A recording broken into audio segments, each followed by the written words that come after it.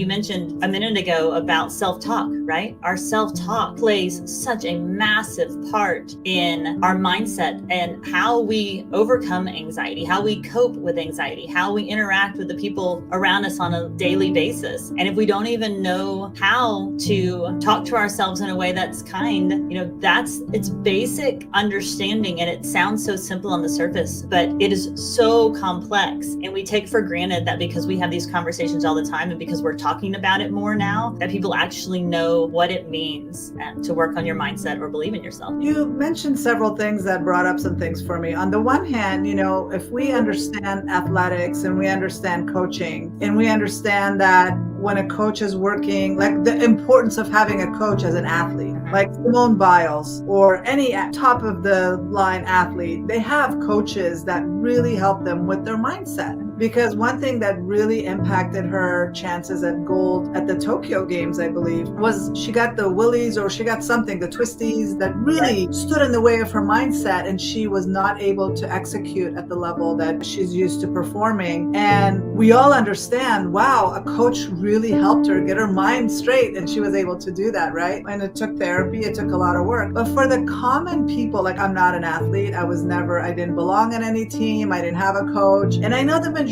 of people that didn't grow up that way, they don't understand the concept of why it's important to have somebody help you with your mindset, because when we're in our own head and we're talking to ourselves, our self-talk can be garbage because that's what we've picked up. And the other thing that you picked, the whole athlete thing, when we hear coaches, they're not telling these athletes to say nice things to themselves, right? They're just like, get out there and do it, and just do it. And they're yelling at them and they're telling them, you're no good, you got to go do it. And that's not going to work for the regular person. And that's why you mentioned our self-talk. It has to be kind. It has to be, but we're so used to beating ourselves up and treating ourselves really bad and saying, oh, I'm just a jerk, I can't do it, I'm not good enough. And we think that that is helpful. But analogy I use is, if you had a toddler that was learning how to draw, and the minute they drew something, you're like, oh, you suck, that's so stupid, what the heck is wrong with you, why can't you do better? That poor kid's gonna give up before they start. But that's how we talk to ourselves all the time. But when we think about how we work with toddlers, how we talk to them, we're like, oh my gosh, we're all clapping for them, we have this big old smile on our face, like, you did it, that's so awesome. And that motivates them to take the next step and do the better job and grow. But we don't see that. So when you're working with these college students, how do you get them to stop with the self-beating up self-talk that they have, the negative that I think the majority of us do, calling ourselves stupid, saying we're not good enough, we can't do it. How do you change that so that they can talk to themselves nicer as if they were that little toddler? That's a great question. And honestly, I love your analogy because I think that's perfect. I often tell anyone that I work with